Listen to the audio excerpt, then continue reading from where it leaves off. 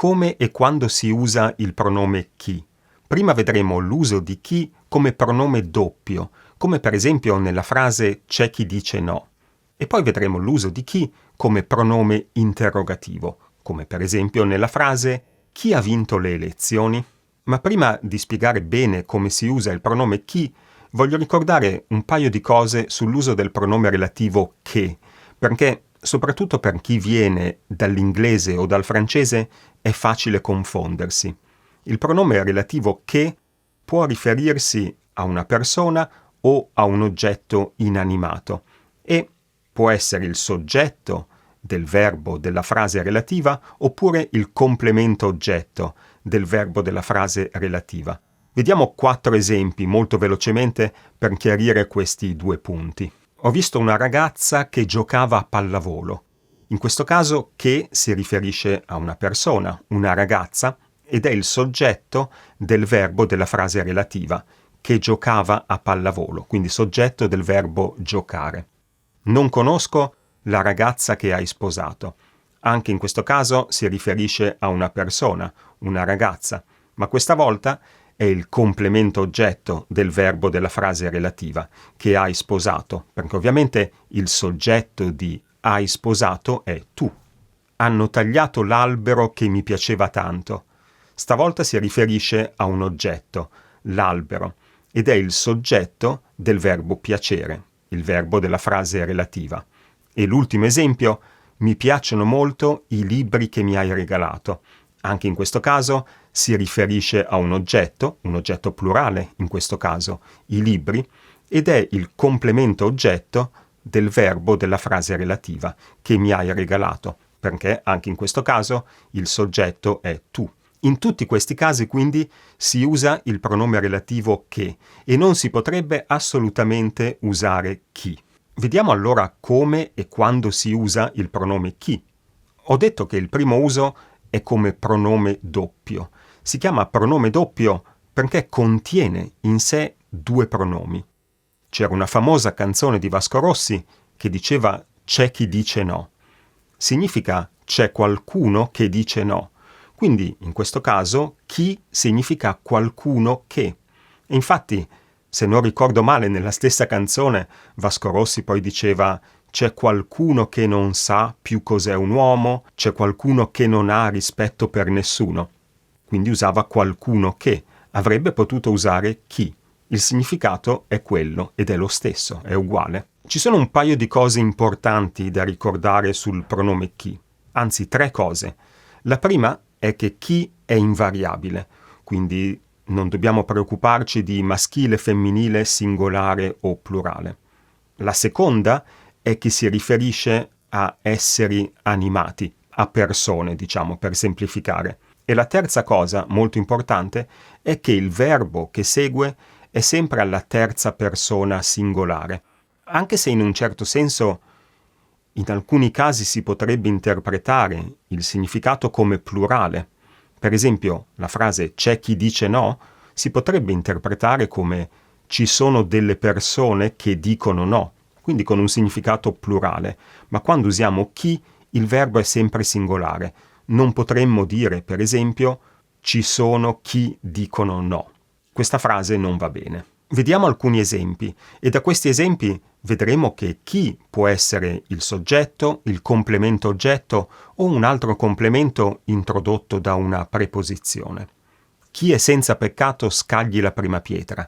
Significa colui che è senza peccato o quelli che sono senza peccato scaglino la prima pietra. In questo caso, chi è il soggetto del verbo essere, chi è senza peccato. Un altro esempio, ti stai sbagliando, chi hai visto non è Francesca, da una canzone di Lucio Battisti. In questo caso significa ti stai sbagliando, quella che hai visto o la persona che hai visto non è Francesca. E in questo caso è il complemento oggetto del verbo vedere. E un terzo esempio con chi dopo una preposizione.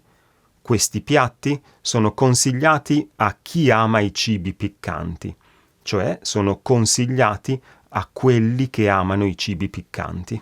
Può anche in un certo senso riferirsi a una persona precisa, una persona specifica. Per esempio, se mi vedi un po' in ansia perché sto aspettando qualcuno, quando questa persona entra, io posso dire ecco chi stavo aspettando, cioè ecco la persona che stavo aspettando. In tutti questi casi, quindi, il pronome chi rappresenta due pronomi, qualcuno che, o quello che, quelli che, colui che, dipende un po' dal contesto. Oppure io, per semplificare, per chiarire il significato, ho detto la persona che. Ma in tutti questi casi rappresenta appunto due pronomi e per questo si chiama pronome doppio. Il secondo uso di chi è come pronome interrogativo e si usa quindi nelle domande. Chi vuole un gelato? Anche in questo caso si riferisce solo a esseri animati, a persone. E anche in questo caso è invariabile, quindi non dobbiamo preoccuparci di maschile, femminile, singolare o plurale. Può essere il soggetto del verbo che segue, come appunto in questo esempio, chi vuole un gelato, chi è il soggetto del verbo volere. Oppure può essere il complemento oggetto, chi hai visto?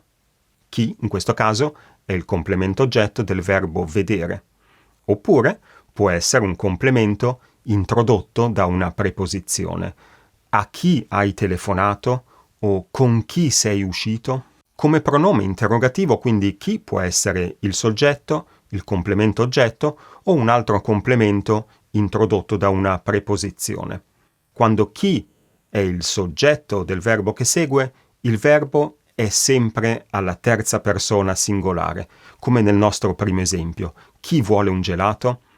Qualcuno magari potrebbe pensare, ma con il verbo essere però posso dire chi sei o chi siete, ma attenzione perché in realtà in queste frasi chi non è il soggetto. Quando dico chi sei, il soggetto implicito è tu, o quando dico chi siete, il soggetto implicito è voi. Si capisce meglio quando, invece di usare un soggetto implicito, abbiamo un soggetto esplicito. Chi sono quelle ragazze? Si capisce che il soggetto è quelle ragazze e per questo in questi casi con il verbo essere il verbo cambia. Alla domanda chi sono quelle ragazze? Posso rispondere non so chi siano e quest'ultimo esempio introduce l'ultima cosa di cui voglio parlare, cioè le domande indirette, solo per ricordare che chi si usa anche nelle domande indirette, quindi non solo nelle domande dirette, che sono quelle che abbiamo appena visto. Senza entrare troppo nei dettagli delle domande indirette, che sono un argomento complicato, qui tutto quello che dobbiamo fare è prendere le stesse frasi e in un certo senso metterci davanti qualcosa. Vediamo gli stessi esempi di prima, magari un po' modificati, per capire come si formano. Chi ho visto? Domanda diretta può diventare non immagini chi ho visto. Quindi non cambia niente. Prendiamo la stessa frase e ci mettiamo davanti non immagini. A chi ha telefonato? Potrebbe diventare non so a chi ha telefonato. Magari, volendo in questo caso, si potrebbe cambiare il verbo e metterlo al congiuntivo. Non so a chi abbia telefonato. Con chi sei uscito? Potrebbe diventare dimmi con chi sei uscito. Quindi questi esempi solo per far capire che non dobbiamo fare niente. Vabbè, in un caso abbiamo cambiato il verbo dall'indicativo al congiuntivo, ma in generale la frase rimane uguale, la domanda rimane uguale, con chi nella stessa posizione. Bene, spero che questo aiuti a usare meglio il pronome chi, sia come pronome doppio che come pronome interrogativo. Grazie per avermi seguito, se ti è piaciuto il video lasciami un bel pollicione e ci vediamo nel prossimo video. Ciao!